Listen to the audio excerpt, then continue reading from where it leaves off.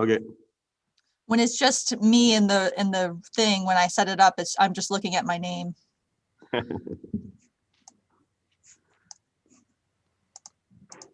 All right, we are go for launch.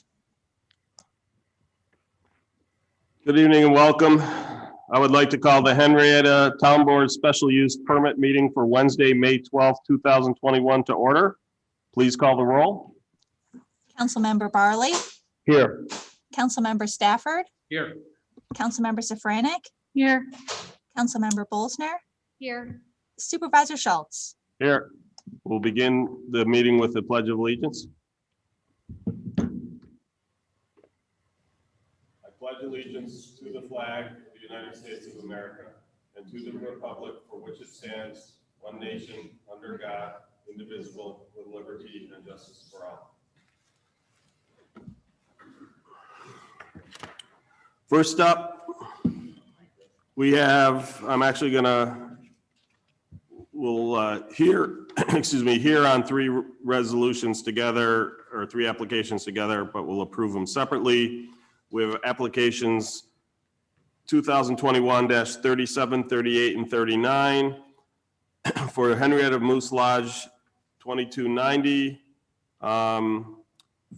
5375 West Henrietta Road to hold a 12-year anniversary party and spring thing charity event with New York Widows' Sons, the King's Guard benefiting Shriners Hospital for Children on Saturday, May 22nd, 2021 from 12 to 9 with music, raffles, sale of beer, food, beer, and wine in a commercial B1 zone district.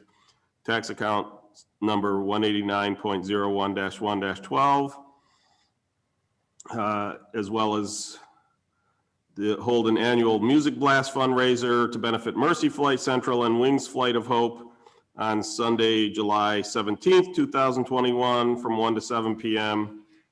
And to hold the annual sportsman raffle to benefit the Holy Childhood on Saturday, September 18th, 2021 from 1 p.m. to 5 p.m. with music, raffles, and the sale of food, beer, and wine. All of which is in a commercial B1 zone district, tax account number 189.01-1-12, or is more particularly described in plans on file in the town clerk's office and posted online. Just making sure there wasn't a fourth. Do we have a representative from the Genesee Valley Henrietta Moose Lodge present? Yes, I'm Bob Laux, administrator.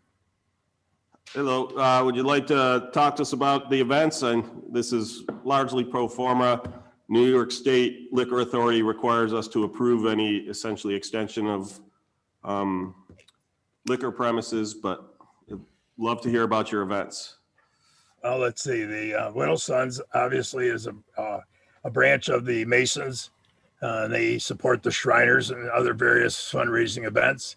And we have many members that are members of our organization as well.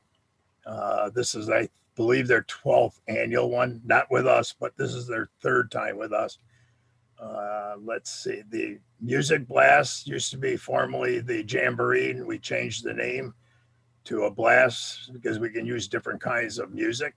We thought that might change. We didn't have it last year, obviously, because of the pandemic, but we're going to go back and try it again this year with some different venues and so forth. And that's the 22nd annual, and the 22nd annual sportsman raffle that we have every year. And that's put on by the men's part of the organization. And we have sporting items on the ticket, and it includes a steak dinner with beverage. And this is, last year we were sold out. We sold all 550 tickets, and we did very well. And so did the Holy Childhood with their donations. So that's great. For questions. Yeah, whose liquor license is the beer and wine sold under? It's the Genesee Valley Henrietta Loyal Order Moose. Okay, so one of the things you can do in future years, you can make it an event series. These are all my summer events. As long as it's all the same, if it's the same liquor license and it is the same premises, it can be one application. Oh, okay. And just list the dates of the multiple events. It'll keep it simpler for you. We've started doing that. We were looking at it because there's a lot of these organizations that do similar things, and it's a pain that they have to do one for each. So Right. Like I said, we have to do it because of New York State Liquor Authority won't allow you to extend the premises without approval from the town. But if it's the same, like I said, if it's the same liquor authority, same premises, we can actually approve it for multiple dates, Very good. even Thank if the events are slightly different. You know, so like I said, it would just be one application and you would list the 3 events. Okay? Very good. Any questions from other board members? Just held in that pavilion you have out back, right? Yes. Okay. Anything else? You know, these are great events. Love the groups you support. I know the Wings Flight of Hope has done some great things for veterans. You know, again, Holy Childhood does amazing things, as does Shriners Hospital for Children. So, you know, thank you very much for all you guys do, and I'm ready to vote. Is there any comments from the public? There are not. So again, because they're 3 separate applications, we will have to approve each one separately. Can I get, go ahead, Rob? Supervisor Schultz, for application 2021-037, I move to approve the Genesee Valley Henrietta Moose Lodge, number 2290 at 5375 West Henrietta Road, to hold the 12th annual anniversary party and spring thing charity event with the New York Widows' Sons, the King's Guard benefiting Shriners Hospital for Children on Saturday, May 22nd, 2021, from 12 p.m. to 9 p.m. with music, raffles, and the sale of food, beer, and wine in a commercial B1 zone district, tax account number 189.01-1-12, or as more particularly described in plans on file in the town clerk's office and posted online. Second. Any further discussion? Hearing none, please call the roll. Councilmember Barley, Aye. Councilmember Stafford, Aye. Councilmember Safranik, Aye. Councilmember Bolzner, Aye. Supervisor Schultz. Aye. I make a motion to approve application 2021-038, Genesee Valley Henrietta Moose Lodge, 2290, 5375 West Henrietta Road, to hold the annual Music Blast fundraiser to benefit Mercy Flight Central and Wings Flight of Hope on Sunday, July 17th, 2021, from 1 p.m. to 7 p.m. with music, raffles, and the sale of food, beer, and wine in a commercial B1 zone district, tax account number 189.01-1-12, or more particularly described in plans on file in the town clerk's office and posted online. Second. Any further discussion? Hearing none, please call the roll. Councilmember Barley, Aye. Councilmember Stafford, Aye. Councilmember Safranik, Aye. Councilmember Bolzner, Aye. Supervisor Schultz. Aye. I make a motion to approve application number 2021-039, Genesee Valley Henrietta Moose Lodge, number 2290, at 5375 West Henrietta Road, to hold the annual sportsman raffle to benefit the Holy Childhood on Saturday, September 18th, 2021, from 1:00 p.m. to 5:00 p.m. with music, raffles, and the sale of food, beer, and wine in a commercial B1 zone district, tax account number 189.01-1-12, or as more particularly described in plans on file in the town clerk's office and posted online. Seconded. Any further discussion? Hearing none, please call the roll. Councilmember Barley, Aye. Councilmember Stafford, Aye. Councilmember Safranik, Aye. Councilmember Bolzner, Aye. Supervisor Schultz. Aye. Again, thank you very much for hosting these, and we look forward to the events. Thank you very much, Council. Next up, we have application number 2021-034, the Fairways at Riverton, Fairway Parcel A, Forest Creek Equity Corp., Erie Station Road, to construct 85 single-family homes and 90 single-story 2-unit townhouses in a planned unit development zone district, tax accounts number 187.02-2-4.111, 187.04-2-3.11, 187.02-2-8, 187.2-2-9, and 187.02-2-10, or is more particularly described in plans on file in the town clerk's office and posted online. Good evening. I'm Walt Baker with DSB Engineers. With me tonight is Richard Battisti of Forest Creek Equity, the owners of the property that the supervisor mentioned. We are here tonight per the code that requires the project known as, that we're calling the Fairways at Riverton, which is actually parcel A from the original Riverton parcel. So per the code, it states that no municipal dwellings or multiple dwellings or group of multiple dwellings shall be erected or altered until a special permit has been granted by the town board. So that's why we're here tonight seeking the special use permit. So just for a point of clarification, you don't actually need the special use permit for the units in the planned unit development. They are an allowed use. However, if the plans have in any way deviated from the original plans, that's what you need the special use permit. So we won't be judging, in other words, we'll be primarily judging, is this in character with the original design of Riverton planned unit development? PUD, right, PUD planned unit development. Yep. Right, well, supervisor is correct. Obviously, the original intent of the planned unit development for Riverton had 4 different housing types. They had a single family, they had multifamily, they had apartments and garden homes, I believe they called it. What we're proposing is actually 2 of the 4 types.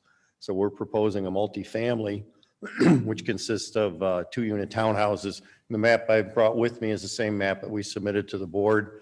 Obviously, I should probably. The scale of it this way would be more correct with north being up. At the northern end of the site is where we have the 2-unit townhomes that we're proposing. They'll be for sale. Obviously, it'll have a common firewall between them, but it'll just be 2 units. They'll have a 2-car garage, their own private entrances, and that consists of 90 units, which would be 45 buildings. And we're proposing that with the homeowners association strictly for that area of the project. So they will have their grounds taken care of, lawn care, snow plowing. It'll be on public streets, and they'll have their own water services. So they'll have their own utility bills, but the grounds around the property itself and the common lands, because of the HOA, they will physically own, when they buy a house there, they will own basically half of a 2-unit townhouse. So they will have a boundary for their property, and then there'll be common lands for the remaining portion of the site, which is the open space, the green space. So that'll be under the association's care and maintenance. We were proposing a berm along the thruway because it backs up to the thruway. And we previously met a few weeks ago with the planning board for a conceptual review. And one of the comments was maybe a berm, or we were talking about berm and trees. And they, as everybody knows, there used to be the dome, the golf dome, and the berm was there in the pine trees, and some of the pine trees grow, some of them had difficulty on the berm and such. So we may be looking at some type of a wall instead of a berm and trees. So that might work better for a sound barrier. So, but they will be 1-story, 2-unit townhomes. They won't be 2 stories. And the remainder of the parcel to the south, that would be 85 single-family lots with a minimum width of 70 feet and approximately 130 feet or larger in depth. So, and those will be for sale. So they'll be individually sold to people that want a 1-story or a 2-story house, and also have 2-car garages, and that'll be on public streets and their own private utilities, but they won't be an HOA for that. And you'll just maintain your own lawn like a normal residential neighborhood. So that's kind of what we're proposing as far as complying with the PUD. We did submit our cover letter, which we showed an overall housing breakdown for this portion of the project versus what was originally intended for the overall Riverton project. So you can see that the single families, pretty much the breakdown of the units ends up at 50% versus the target was 35. And the townhomes ended up at 17.8, which the target was 18. So we're pretty close there. Obviously, the garden apartments and the apartment buildings we're not proposing, so that kind of stayed consistent with the previous approval for the other portions of the project. So that's basically the overview of it. We do Sure. end up with 3.1 units per acre, so our density really isn't that severe for the 55 acres. So a couple just quick notes. The townhomes aren't actually considered apartments. Under the unit, the way they're defined is it's single-family homes connected by a common firewall. Right. Is how they define it in the PUD. So it's not considered apartments, and again, you have them for sale. So Correct. as you mentioned, there is room for townhomes. The one thing I'll note, the number of single-family homes in the plan unit development are well above what was originally designed, although that was always considered the least impactful. So if the other ones aren't up to their high percentage, there was absolutely zero problem with that going over. But one of the reasons it's so over is the Mickens Bend area. That was originally, if you look at the concept plans, that was going to be an industrial park. It was all converted to single-family homes.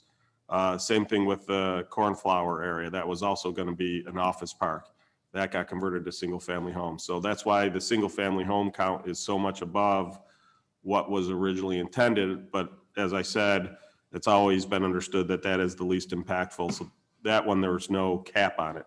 Right. Whereas the other ones, it's not, we don't just see it as a target, we see it as a cap. Right. The original, how long ago was this original community?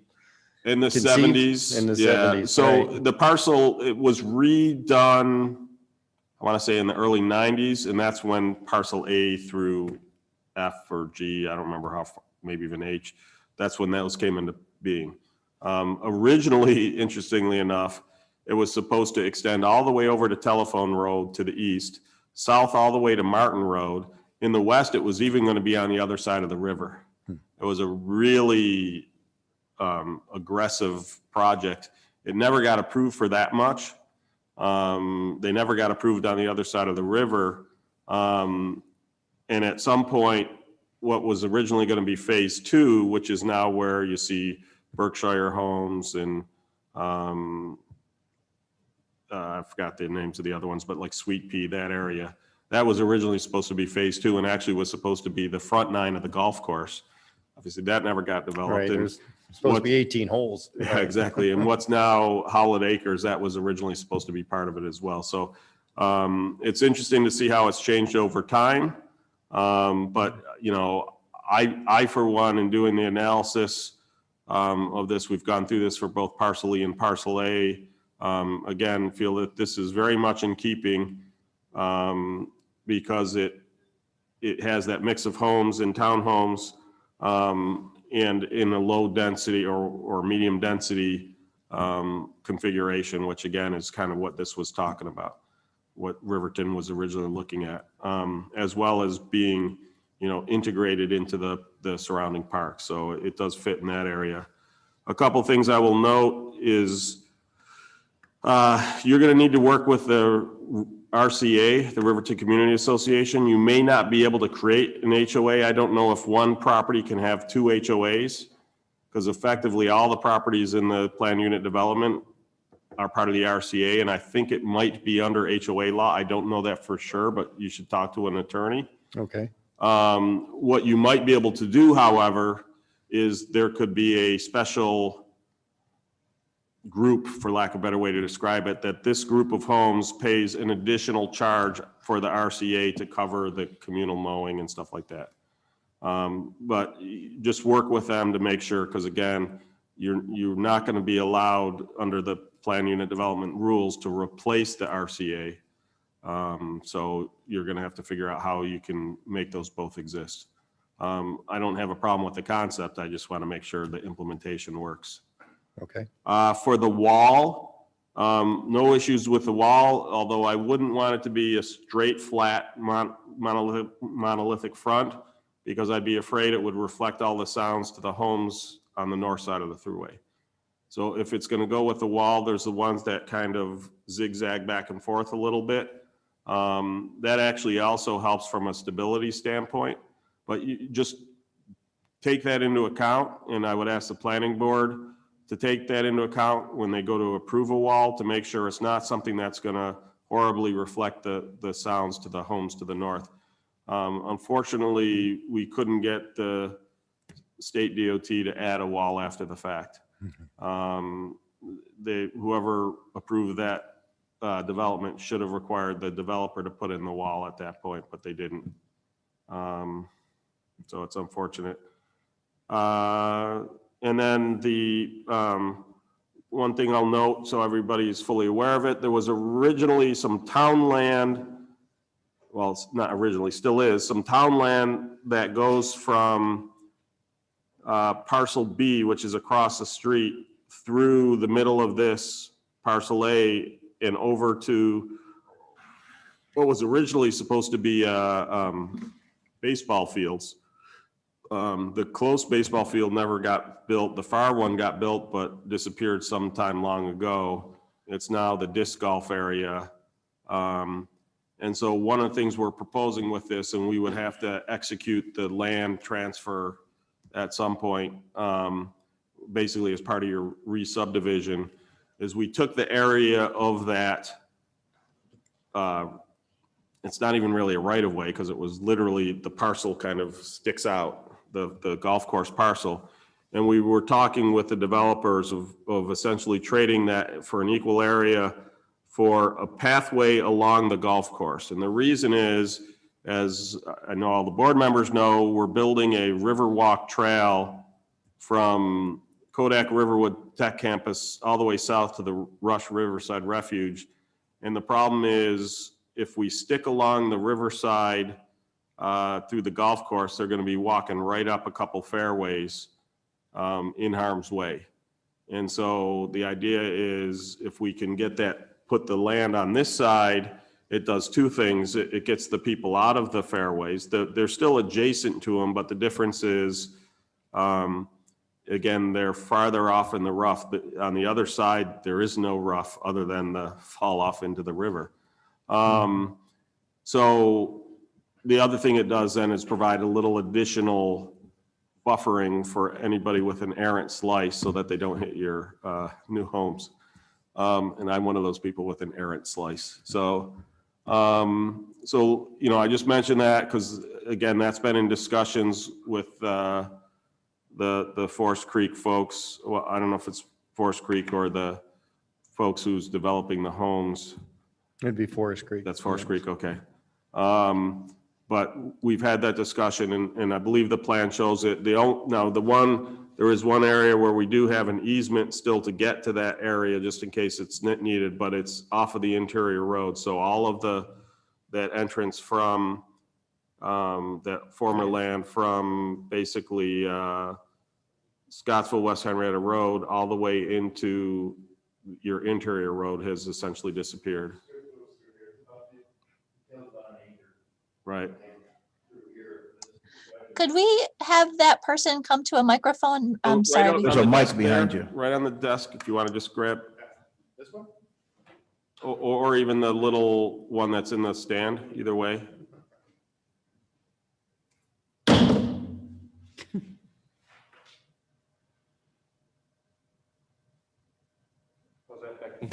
Oh. Yep. As the supervisor mentioned, that strip of land goes through here. And it entails about an acre of land. And what he mentioned was taking, because the river actually is in this area off the golf course. So it kind of winds out. And it's approximately distance-wise over about here. So the trail system would come down along the river and then make a turn, come over to this point, and then come down along the property. And what we would do, that acre of land, we would transfer this 15-foot strip where they can, you're talking about building like an 8-foot, either a stone dust trail or Right. a wood chip trail. So 15 feet would give you adequate room for maintenance and have the stone dust trail in the center of it. So we would transfer basically that 15-foot wide, which would entail an acre. And if we needed to give the town more to make up the acre, we would do it over there. And then in turn, we'd get this acre through here. Well, basically, that's about it. So just so everybody can understand it. And so then one of the things that we're going to do following up on that is then once it gets near the road, we're working with the state DOT as to the location of the safest place to put in a a pedestrian crossing across Route 253. And so then basically it will get to the other side, because south of here, it then would follow the east side of the road down into Breeze Park, go through Breeze Park, out into the Rush Riverside Refuge and all the way down. So, so like I said, it's great that Forest Creek has been willing to work with us and come up with this. And it also helps them with the layout, because it was tough to fit all the houses around this strange jettison of the park. And again, what that was is it connected to the trail systems across in Parcel B. But in reality, because of where it crossed in the road, it was a dangerous place for people to cross. I think at some point it was kind of considered that there would be an underpass or overpass, but that never got built back in the days when the New York State DOT might have allowed it to get built. New York State DOT would never allow that to get built today. So finding a good, safe grade crossing will be a way for the people to get over to the park. And again, for people coming down the Riverwalk Trail to continue further to the south. So, questions? Do we have a map of that, or how you plan on putting that trail through and everything that we could see? We do. Okay, I'd like to see that. Yep. I've shared it here long ago. I haven't shared one that has the updated route. On the existing trail, we'll have to update that. On the existing trail, it goes by the Fairways. And walking it one day while golf was being played, I was a little scared. Well, you mentioned the golf. I was going to, in harm's way. If you're anywhere near a golf course with me, you're in harm's way. So, so it doesn't matter if you're on the trail or not. But I got a few questions. How long have they owned the property? Oh, Richard? I believe Forest Creek purchased it approximately 8-10 years ago. Okay.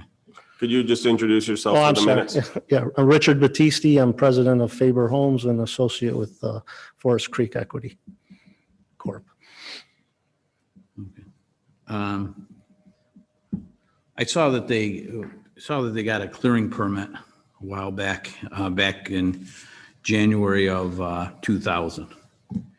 And obviously, I had heard a lot about all the work that was being done over there, them clearing the land out from some residents.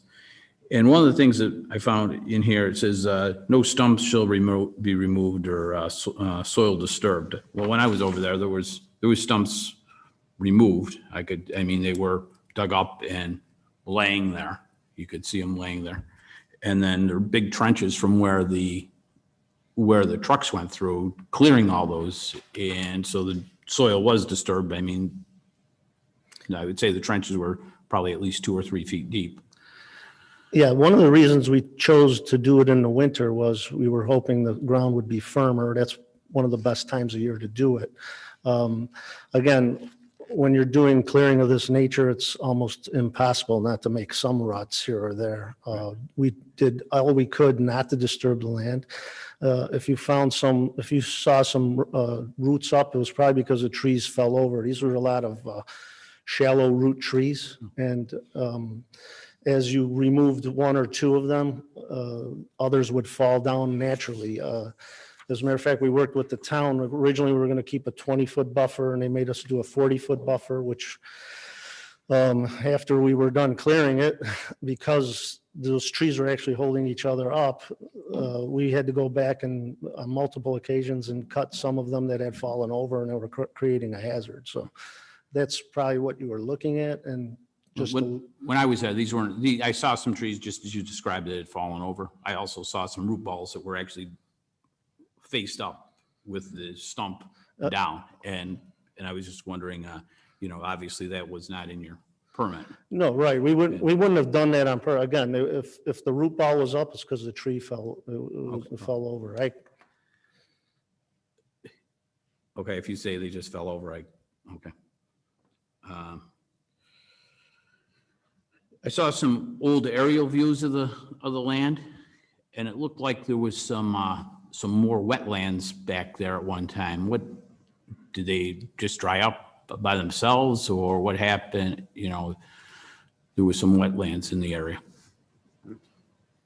There were some little isolated areas where the drainage patterns go through in the topography, but they're really not classified as wetlands unless they're connected to a creek or a stream. So they do show up on a map. It might say wetland, but it's an isolated thing. So basically it's so small, it's not of concern when it's not connected to a waterway. That's correct. Okay, well, I don't know that. I'm gonna. Yeah, they call them I'll look into that. isolated wetlands, but in fact, we got another one working on Glen Iris, a project over on Glen Iris, and there's an area there that probably was created when the subdivision was built around it. And when the roads got built, they ended up isolating a piece of drainage, and that drainage area just turns into a little pond or a pool. And then all of a sudden it's turned into calling it a wetland, but it's called an isolated wetland, and they turn around and discard it because it's not connected to the waterways of the United States as they classify it. You often hear them referred also as pocket wetlands, that they're basically just a little pocket of water and they can. Well, the views I saw weren't, when you say little, that's. I understand, but I mean. Okay. Right, I'm just saying that there's also, I mean, did you see that it was designated a wetland or just that the soil looked wet? Because there's a distinction between those two. Poor drainage will make it look Get that, wet. I'll try to get that Yeah. map off the county. So. And the other thing, when I was over there, and the big concern I have too, and I've had it with other projects, is traffic when you're pulling out of those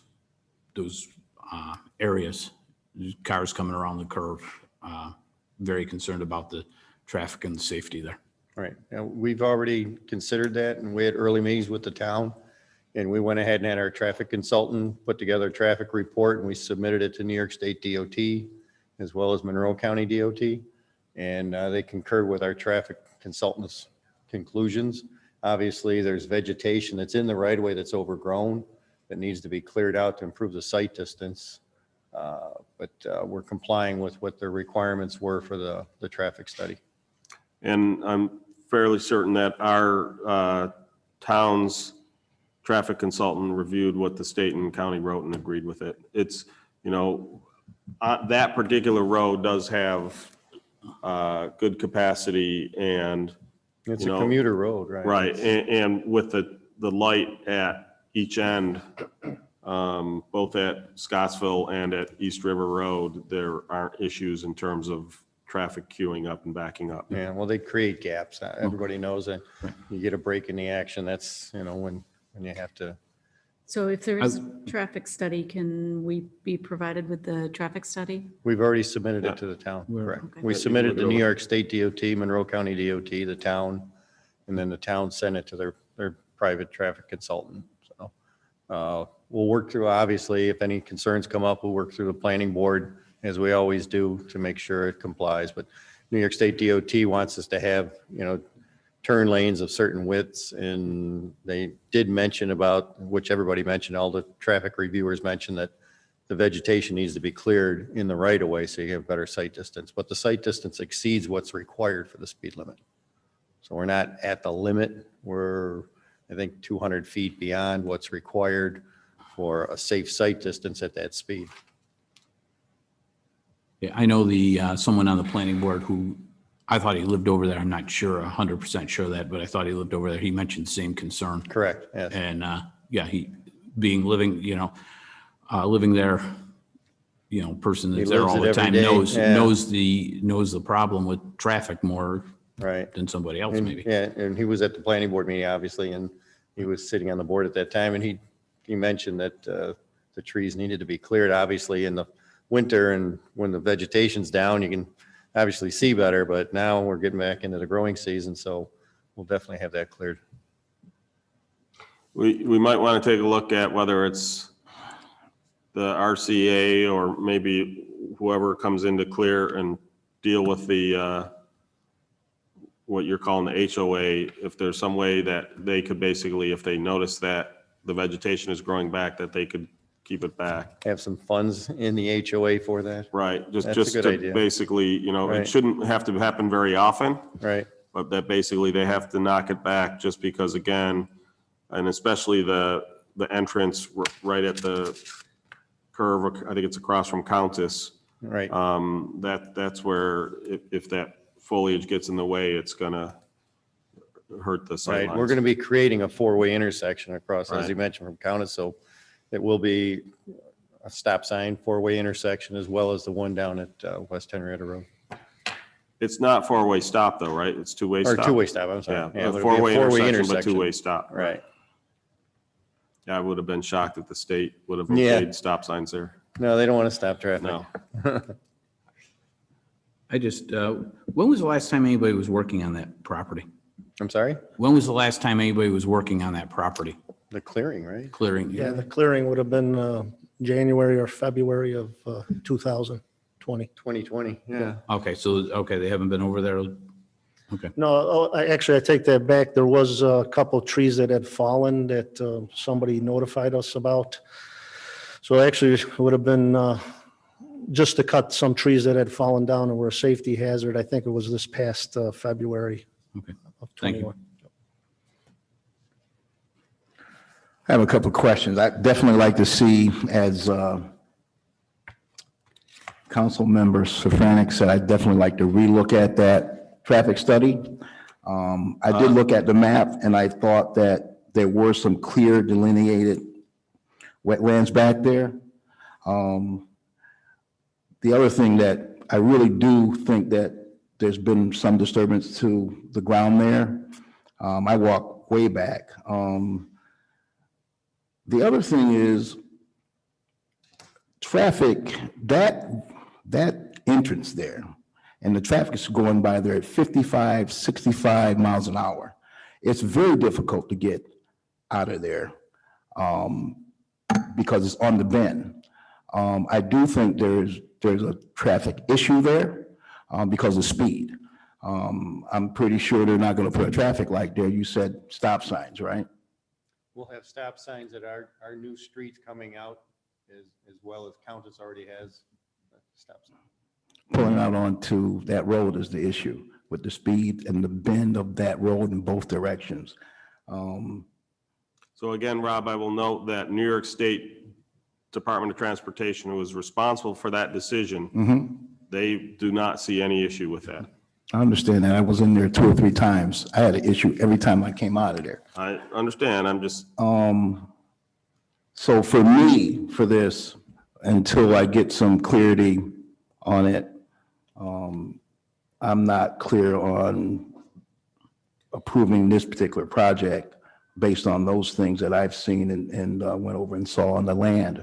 The wetlands, I don't know if the map's wrong, but I thought I saw some wetlands back there too that were clearly delineated on the map that I saw. I could be wrong, but that's what I saw. On the 8th hole, that's you guys' land, and where the golf course is on your parcel, or what is that? I believe when we were clearing, we did run into this problem. Some of the golf course was encroaching on our property at one of the areas. I don't, yeah, so basically, as they've continued to mow, it's not actually uncommon. They mow and then they mow a little bit more and they mow a little bit more, and over the years, the edge creeps. So it definitely creeped across. And again, that would be in the area where we're talking about that this trail would go through. But obviously, we have to return that property to its rightful owners. I don't have any other further questions. It's mentioned that there is bald eagles in that nearby vicinity.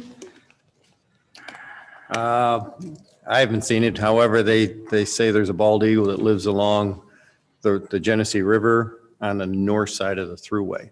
On the other side of the thruway? Right. Yeah, so basically what it means is they'll be restricted to certain activities during the mating season, as I understand it, but that's something they're gonna have to work out with the DEC. I'm also used to seeing, I was kind of, when you got the clearing permit, I understand now that that is not has been done in the past. I just kind of thought it, the EAF should have been done first Yeah. prior to any clearing, but I understand that it is not uncommon that, Well, we've changed that rule. So folks, I'm on the New York State DEC website, the mapper. There are no wetlands delineated for this property. Nothing, you see anything there? Not seeing anything on there. okay. Will I'd like we- to go back a few, the ones I saw might have been older. I don't know. Okay. I would just double check that. One question for point of rule, who's got the seeker lead on this? Was it planning board? 20 revised buffer. Is Chris on? I think he prepared that lead agency notice. Chris Martin, are you on and unmuted? Yeah, so it's Chris Martin, Director of Engineering and Planning. No, the town board is the lead agency on this project. Okay. So then that means if we haven't ruled, we won't be able to rule on this tonight? Yeah, that's correct. We knew we wouldn't anyway, Supervisor. Say that again? Yeah, just based on past practices, normally a project of this magnitude, we wouldn't grant approval on this night. Right. We would maybe do it the next meeting. Yeah, well, I mean, to the point being that we can't give approval if it's a coordinated review until that seeker is passed, so. Okay, And I'm I just checking. And then on the EF, I also have another question that, we've seen this come up before, I was informed that prior that, this may not have any effect on it, but we are part of a waterfront, I'm trying to find it here, excuse me. Oh, give me 1 minute. please. Waterfront revitalization. Waterfront revitalization program. We are And technically not yet, Oh. because we have not completed our plan. I thought we were approved for that, so, okay. No, we have money to put our plan together, but our plan has not been approved. How does that change things? It was just, I don't know that it does change things for this, but in terms of so if the plan was in place, this would have to be consistent with the plan. Considering the plan is calling for the Riverwalk Trail and they're helping us route it, they are consistent with with the portion of the plan we've talked about today. Again, the plan is in its infancy. We had our first meeting of the Waterfront Advisory Committee, but part of the reason we were creating it was specifically for this waterfront trail. Okay. But yeah, so what would happen is if there is a LWRP in place, this would have to be consistent with that. It is, to be honest. There's nothing in here that's inconsistent with what we're doing with the waterfront plan. In fact, again, it's assisting us because it's providing additional land for that trail system.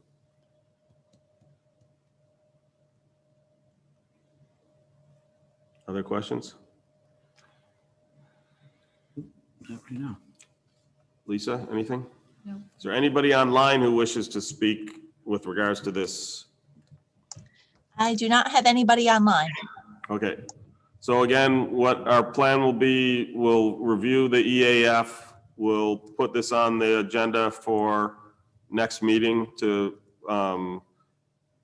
basically, again, go over where we are in the EAF, or not the EAF, sorry, the seeker. Basically, we have to do a determination, POSDEC, NEGDEC, prior to being able to approve the plan. As I mentioned, from a special permit standpoint, we're basically just giving the okay, or not, that this is consistent with the Riverton plan. Of the two, this was certainly true of parcel E. The bigger issues are the seeker issues. I don't see, again, we've got to get some clarity for some of the board members. I didn't realize you guys hadn't seen the traffic report. Chris, if you could forward that traffic report to the board. I do think you received in the packet the letter from New York State DOT saying that they saw no issues. And then, like I said, I'll send you I'll do a screen capture of the Thank you. wetland stuff to show it to you. But so if there was anything back there, it sounds like it was a pocket wetland. And but there's nothing that shows up on the New York State DEC resource mapper. And just to play it safe, I zoomed over to where I knew there were wetlands and they did appear there. So, Okay. but I'll confirm that on the other site and send you the map. So we're looking at, you guys wanted to see the traffic study, which again, I've asked Chris to get that to you.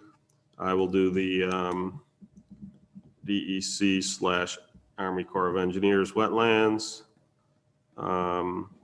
And what else was there? On those wetlands, can we see, do they have those maps dated? That we could see? It's a GIS. They're generated off of the most current data. Okay, so we couldn't see one from 8 years ago? I don't know that answer. Wetlands were filled in? I don't know that answer. Well, I don't, right. Well, the The EA, DEC would have definitely noticed. They wouldn't take something off and say, oh, this was filled in, it's okay. We absolutely would have heard about it. But go yeah, ahead, Don. right. They would, if the DEC saw that happening, there would be a problem. Right. When their EAF, so the EAF is the form that you fill out in order to go and do seeker. They have the part 1 and then we do the part 2 and part 3. If they use the mapper program, then it should show whether there are wetlands on the property. Okay. And you can use the mapper program to fill out not all of the questions on part 1 because they don't have to do with mapping, but it will fill out all the questions it has information on relative to mapping, like historic, archaeological, wetlands, all that stuff should pop in there, should autofill in there. I'm not sure do we have the EAF on our file here?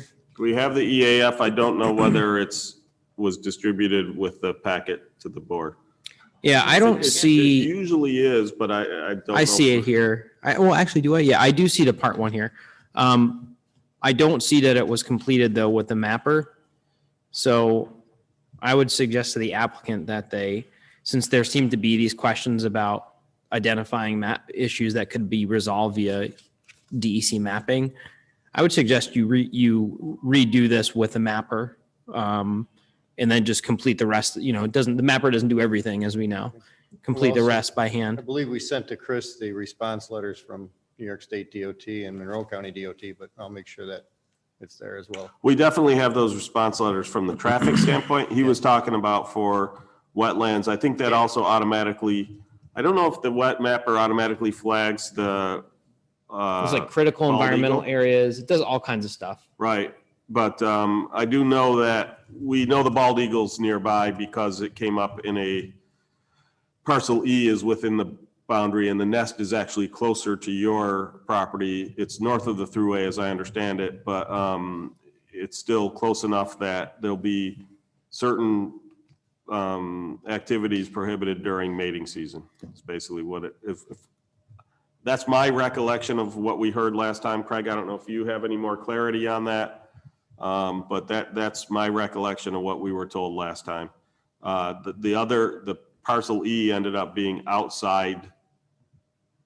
It was close enough in the buffer to be flagged, but when they looked at it, it was outside the actual area. And the reason they do such a big buffer to flag it is they don't want to advertise where the bald eagle's nests are because they don't want people disturbing them. What the prior Riverton applicant did for parcel E is they hired a specialist, like an environmental consultant, to look at the area, and then they wrote us a letter that said we don't see any signs of bald eagle habitat here.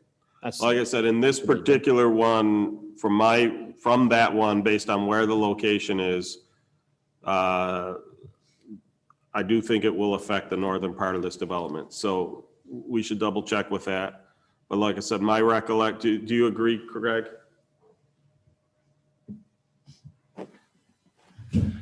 Yes, Mr. Supervisor. Craig Eckert, Deputy Town Supervisor. I don't remember the actual lineage that the DEC environmentalist gave me for how many feet when we looked at it with personally. I'd have to look that up. But we have a contact that we can certainly throw this by and find out what that is. Yeah.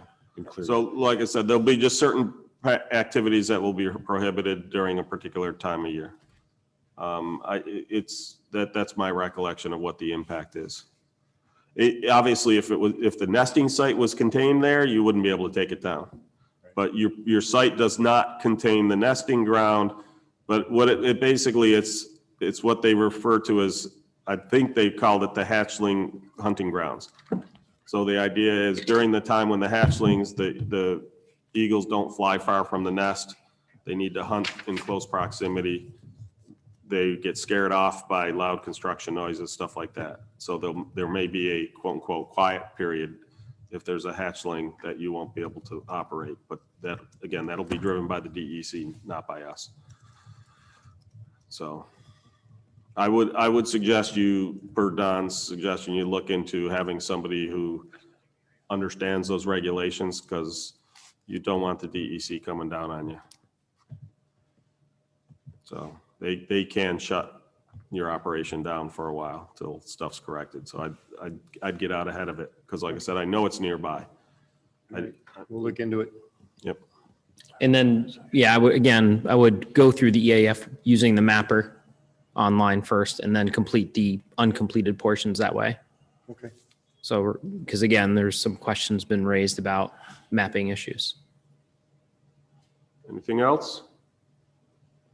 Supervisor, all that being said, since we'll be getting a new EAF and new information relating to the bald eagle, what's our sort of action plan for the next meeting on this?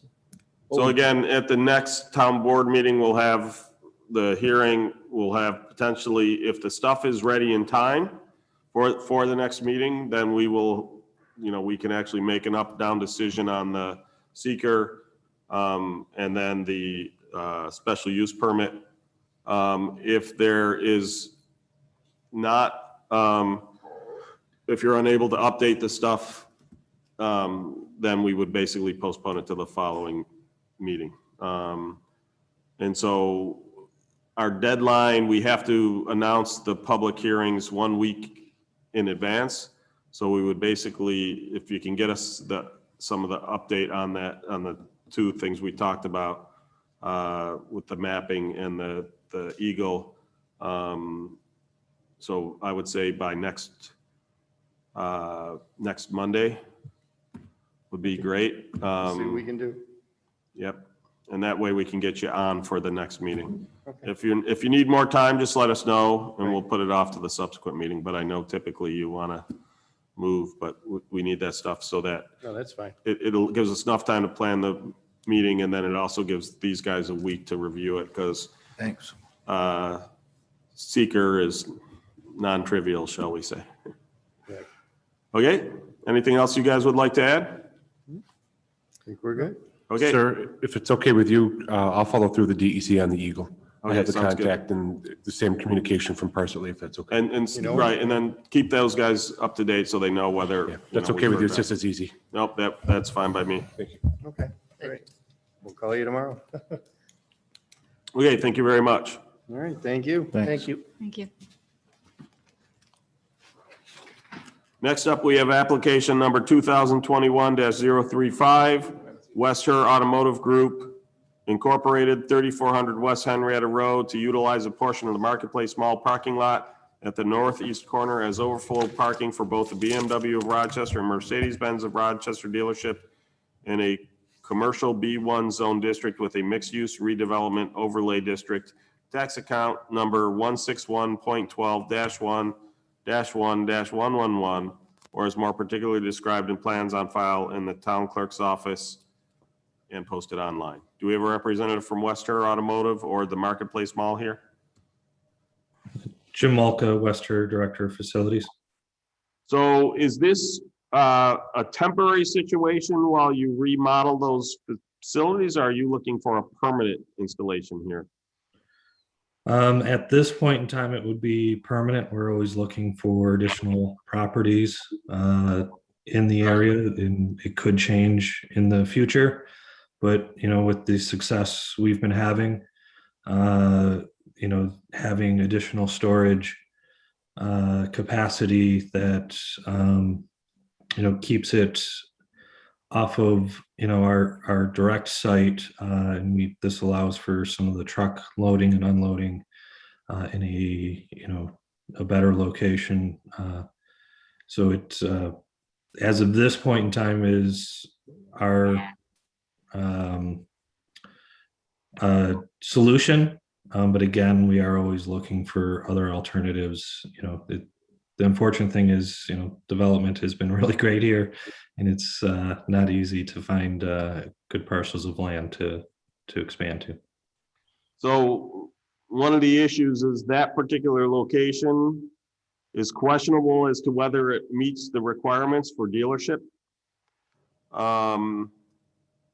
I personally have no issue with it on a temporary basis. Because again, I know you're remodeling and are going to have reduced capacity during that time.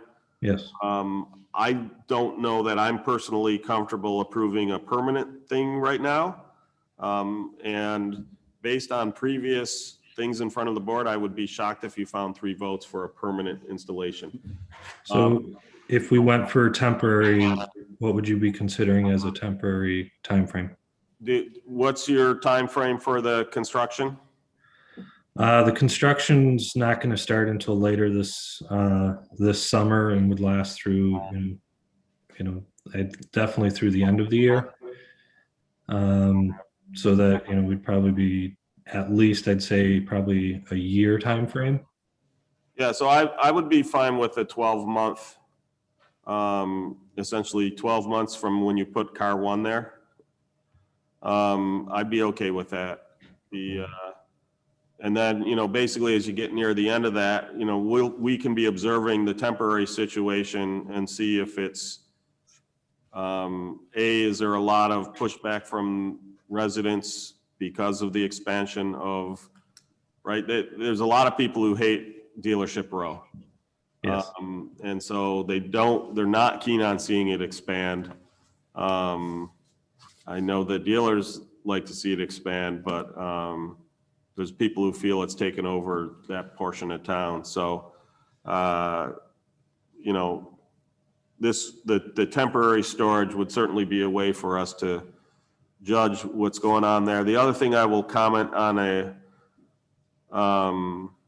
for a permanent installation, I would want to see, I don't know if we want to just have large parking lots all over town that don't have some, in other words, that you're not doing business there. So we'd have to take a look at that as to how we want to deal with that. But again, on a temporary basis, I, for one, have no issue with that.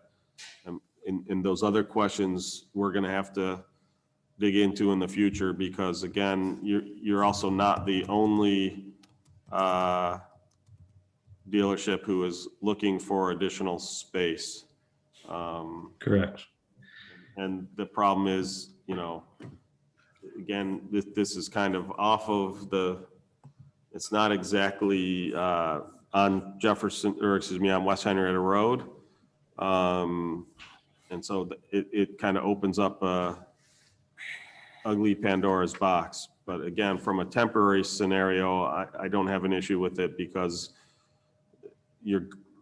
as I said, I would rather see you make extra room there so that it's not a dangerous situation between construction vehicles and show vehicles. And, you know, you need to have enough space for your customer parking, which means you're not going to be able to have your full allotment of show vehicles there. So, so like I said, I think it's in the interest of the town to have a temporary situation. I just don't know that it's in the interest of the town to have a permanent.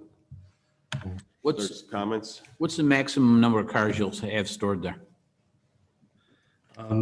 It's right around 300 is the spots. So in theory, that's the maximum we would have there. Because that's what we leased. 300 cars. Okay, and then when did you say your construction was going to end? And well, we're hoping to get it started later this summer. So that would take us probably through the end of the year to complete everything there. And possibly, so if they're delayed because of weather, whatever, it would be go through the spring. Yeah.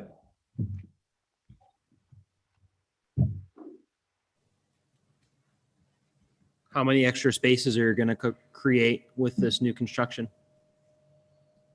They're actually losing some Yeah. spaces, but more it's reconfiguring the traffic flow from looking at the plans. There were some spaces lost, but it's more, it's like a couple extra bays for, Yeah. go ahead, you can say what you're adding. Yeah, it's improving our service department, specifically the stacking for those who are coming for service as well. So we're adding some bays for that, in accommodating parts storage for the added service bays, but it will improve the flow around the building. Yeah, but at the end of the day, after construction is over, are you going to have room for 300 additional cars? No. No. So it's just, I mean, yeah, right, thank you. That's what, yeah. So again, it is initially in terms of, they're going to have to put the stuff somewhere while that construction's going on. That can go here. At that point, it gets into the question is, do they have to sell out? Do they work on finding another solution in a place that is within, in some parts of the mall are within that dealership row area, just the side where they're putting them, from what I've seen of the plan, is not. Yeah. Now, part of that also gets into the mall's plan, because the part that is in dealership row, one part of it's going to be affordable senior housing, and another part of it is actually going to be the employee parking for the URMC.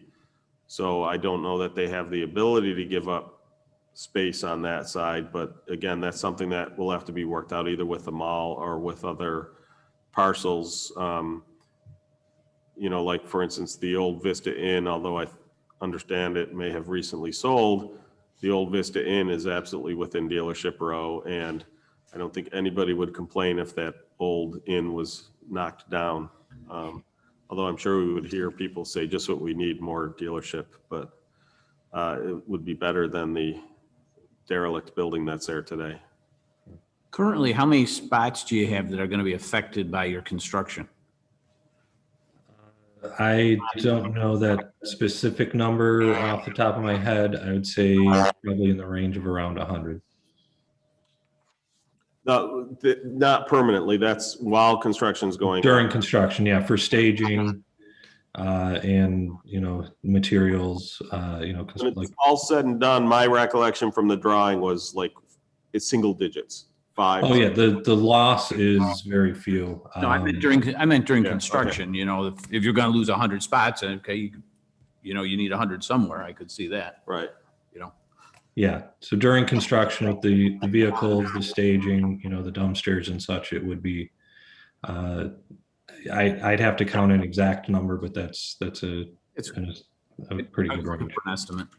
Yeah. Thank you. So is this where Amazon was parking for a while? Where they're thinking to go? Where they were parking Amazon vehicles over at the mall? I didn't know that Amazon was parking over the mall. I thought Amazon was parking over at the Dome. Well, they were parking over at Hobby Lobby at one point too. Right.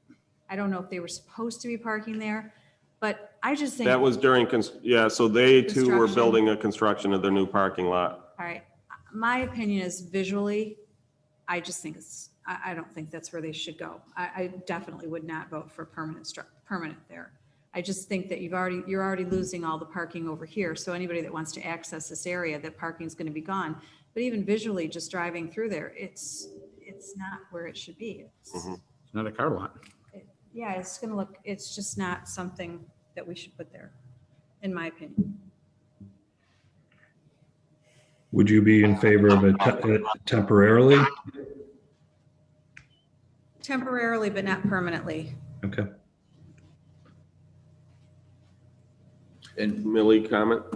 No, well, I'm in the same mindset, but how many spots do you currently have at those locations? How many cars are you currently storing there?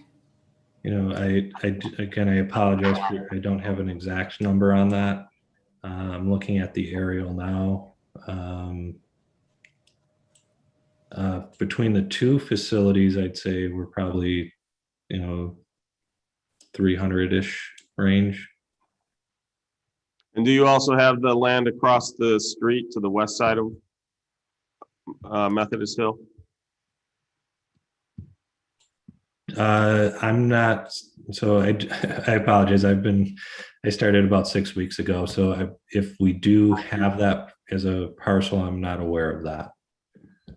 It was certainly, because to my understanding, you guys just bought this from the previous dealership, correct? Correct. Where this, yeah. So I know the previous dealership owned it. To my knowledge, that went with the transfer, but Okay. there's additional lot across the street as well. All right. That is possible. I can double check on that. Yep. How many cars do you sell a week? On average? So that varies greatly. We've been, West Harriers have been having a banner year so far. We've broken every single record at all of our dealerships. I would say in a good week would be, somewhere around 30 to 40 cars. So if you have 300 cars there, then you have a 10-week supply. Approximately, but getting them from the the suppliers, the dealer chains is it's not all that quick, especially right now. We're having issues getting cars at all. What's the time frame from there to you for a car? A normal time frame? In a normal situation, that's probably a 2-3 month, if it gets for new orders.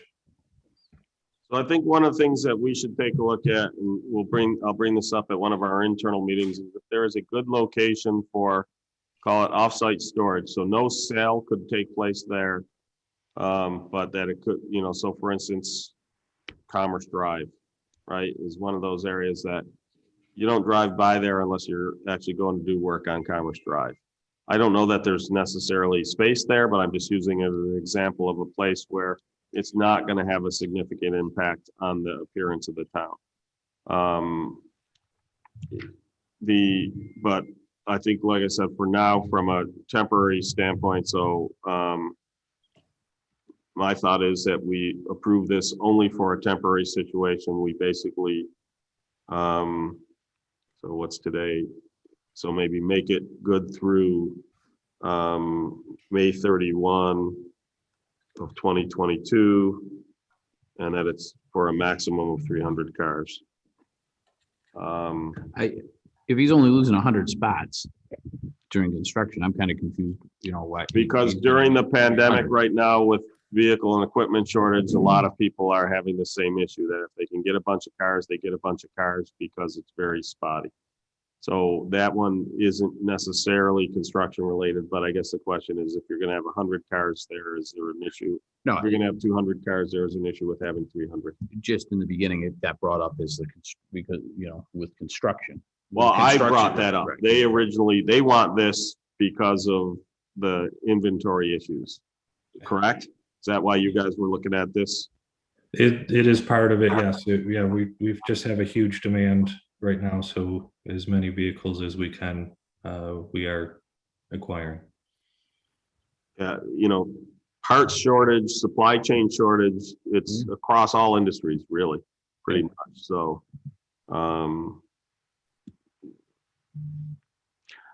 I guess my question is this, I mean, it does, set a little bit of a precedence that some other dealership might want to be there next, which is an issue.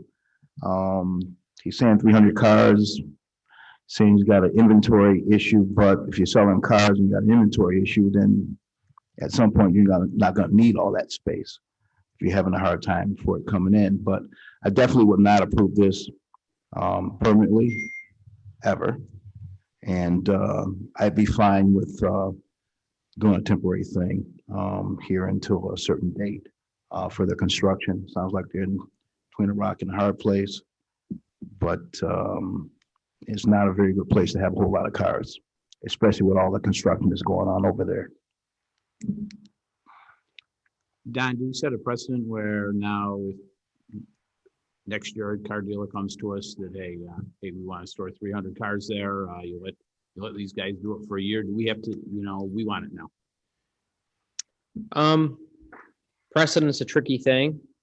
My advice in looking at this and thinking through precedent is the way you deal with precedent is you make distinctions on the situation you're dealing with today, so that down the road, if somebody's asking for something that's seemingly similar, you can point to those distinctions and say, yeah, well, it appears similar, but in fact, it's different because of X, Y, Z. So if you can make those distinctions, no, you're not setting precedent. And sometimes those distinctions are timing. We're in the pandemic. That's creating supply chain issues that are unique to this time. Maybe that's a distinction you make. and just so people are clear, there's other folks who, because it's in an area where a special use permit isn't needed, there are other dealerships who are doing something similar. In most cases, they're behind buildings, they're behind existing lots, and they're on dealership row. But this one's unique because, again, it's kind of off dealership row and it's not near an existing dealership. So they're not the only ones looking for additional storage space. Others have been doing something similar. I haven't been over there in a while, but there were some cars being stored there. Was that from West here? I don't know if that was West Her, but basically when we discovered it was happening, it might have been West Her. We basically made them come in for a special use permit. Yeah, we had signed a lease with the mall and started going there when it was determined that we needed the special use permit.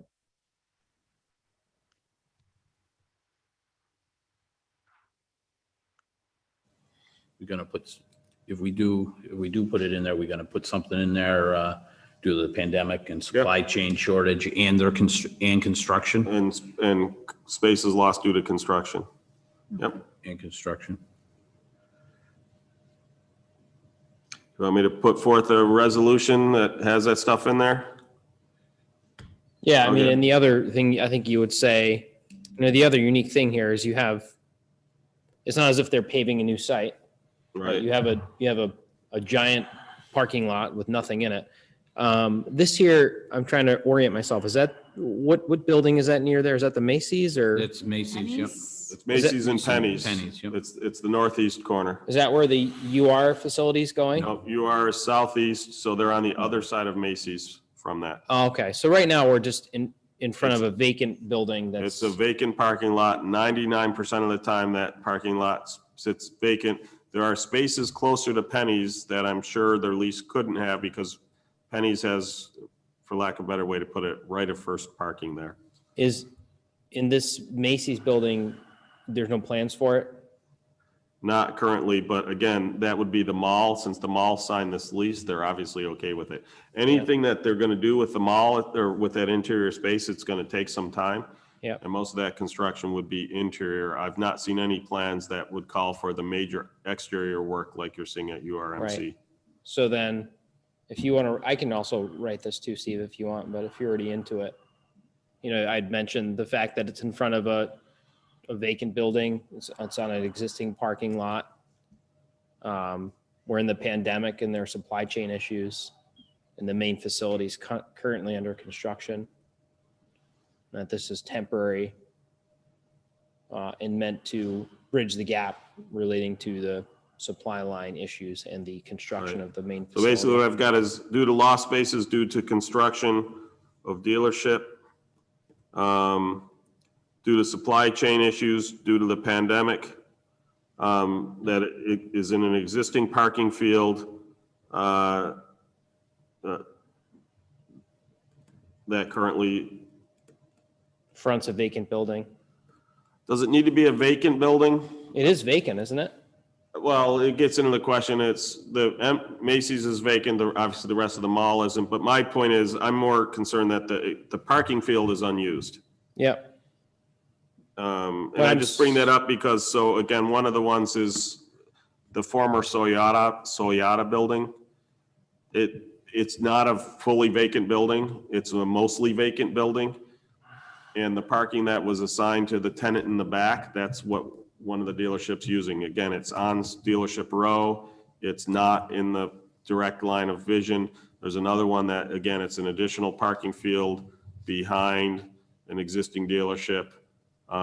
Same thing, existing parking field, not currently being used. It's in dealership row. This one, the issue is it's not on the dealership row. So, but to me, it's not as much that it's in front of a vacant building. It's that it's an existing parking field that is currently unused.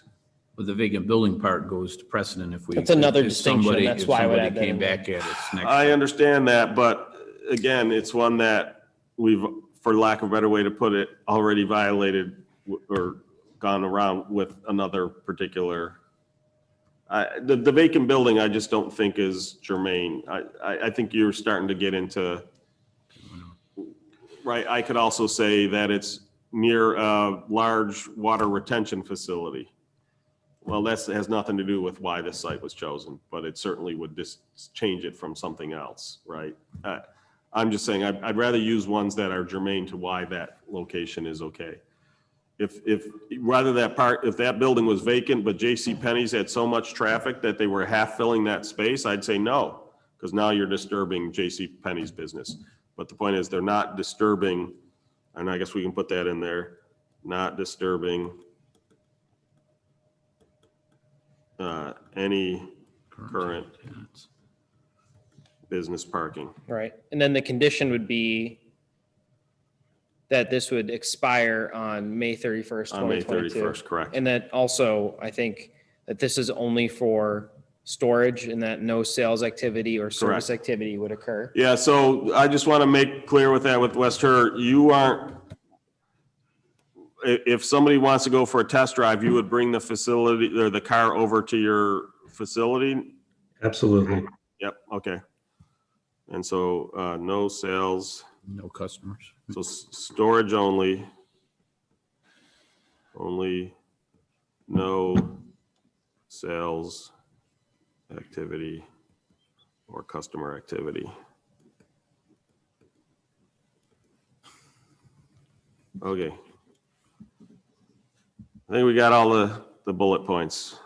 Is 300 cars the right number? You guys are okay with that? I know, Mike, you had expressed an interest in lowering it a bit, but due to the supply chain, I don't have, I guess I just don't see a huge difference between the two numbers. It is. 3 times. I'm joking. Well, I know, but my point is, I'm talking about from an appearance standpoint. I got a bunch of cars there. I've got a bunch of cars there. Anyway, and anyone, I'll put it forth 300, and if you guys want to modify, we'll go from there. Okay, fellow board members, I recommend we approve application number 2021-35 for West Her Automotive Group, 3400 West Henrietta Road, to utilize on a temporary basis a portion of the Marketplace Mall parking lot at the northeast corner as overflow parking for both the BMW of Rochester and Mercedes-Benz of Rochester dealerships in a commercial B1 zone district with a mixed-use redevelopment overlay district, tax account number 161.12-1-1.111, or is more particularly described in plans on file in the town clerk's office and posted online with the following conditions. The maximum of 300 cars will be parked in this location. This temporary arrangement will expire on May 31st, 2022. We are approving this due to the lost spaces due to construction of dealership as well as supply chain issues due to the pandemic. It is a requirement that it be in an existing parking field that is currently unused and that the storage of the vehicles is not disturbing any current business parking. And it is that this use is for storage of vehicles only. No sales activity or customer activity may occur on the premises. One quick question. Are these all new vehicles or are these going to be used also? New vehicles. You want me to add that? Put new vehicles, yes, please. And storage of new vehicles only. Second. Okay, discussion. Anything else? Anything online? Hearing none. There's nothing online. Oh, sorry, go ahead.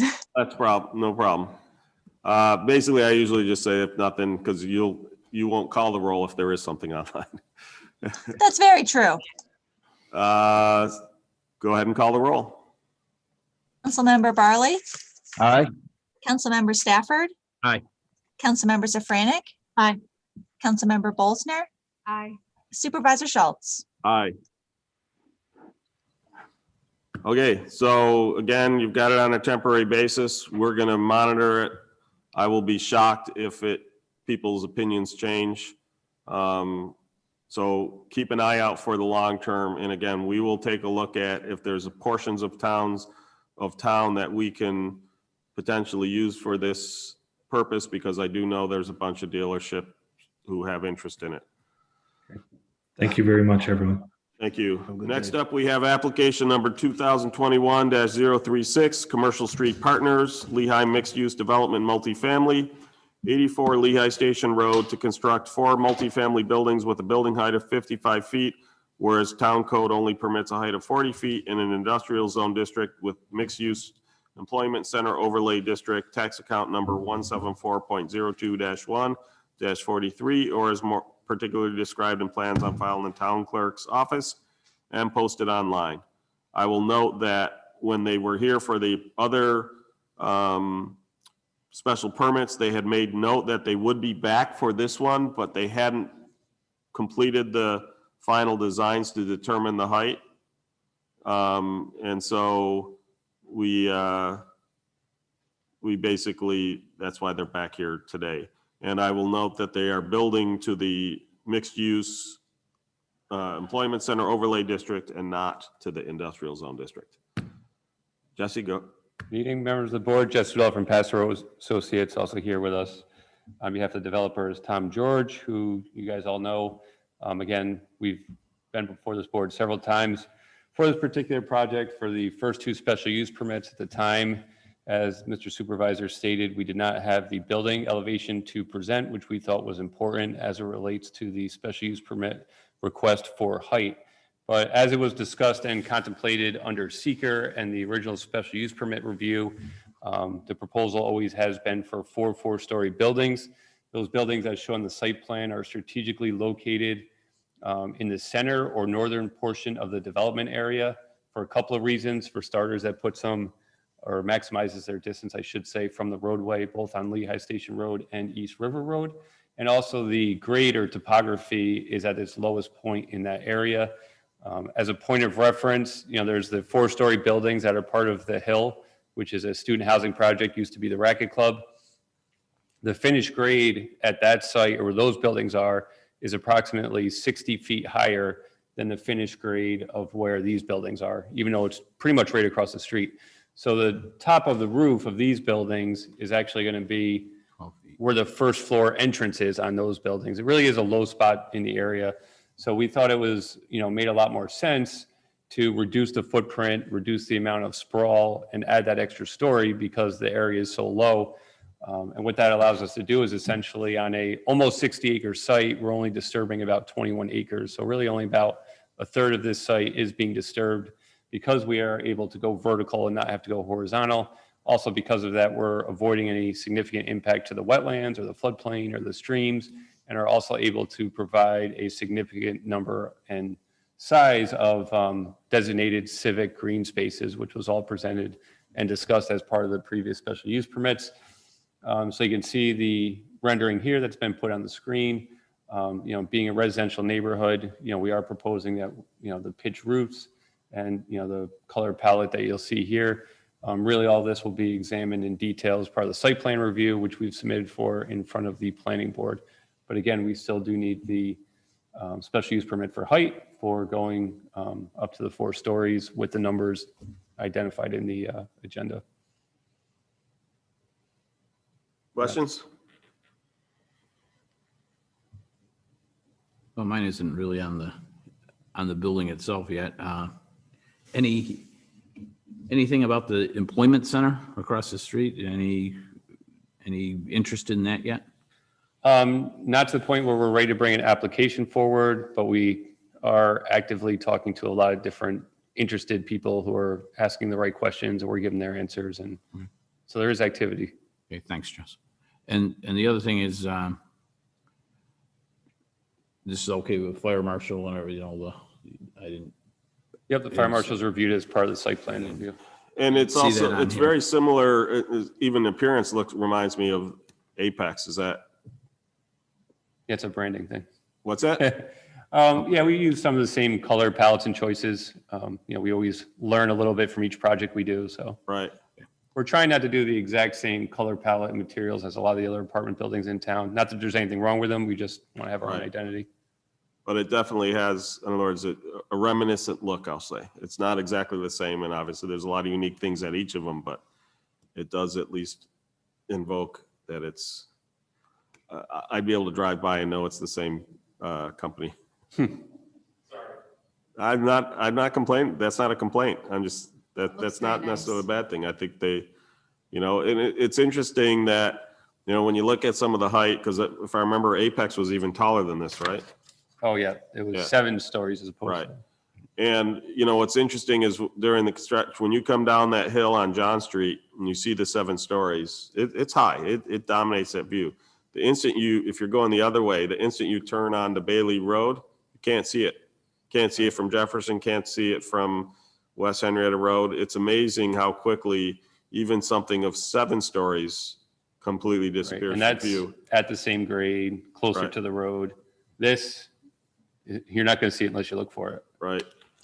And, and as I always point out, oh, by the way, half a mile or a mile to the west of that building is an 11-story building. So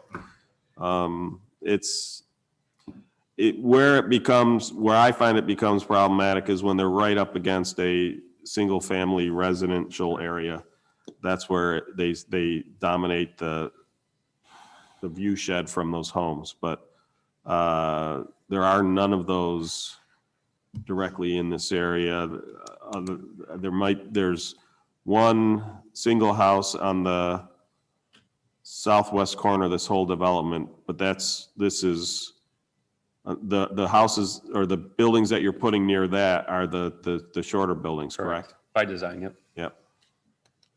I have a question, Jess. You say it's going to be 55 feet, what you're proposing? 4 stories? To the midpoint of the roof, which is how the town code defines building height. So is it safe for me to assume if you only had 3 stories, you'd still be above 40 feet, right? Correct. Right? Okay. I mean, that area of land does sit way down. Yeah, it does. It's the only question I have. Okay. I did find the letter from the fire marshal, but I Okay, didn't great. see it before. Anything? No. Lisa? It's very attractive. Yep. So I like to see that you've. That way, no, I have nothing.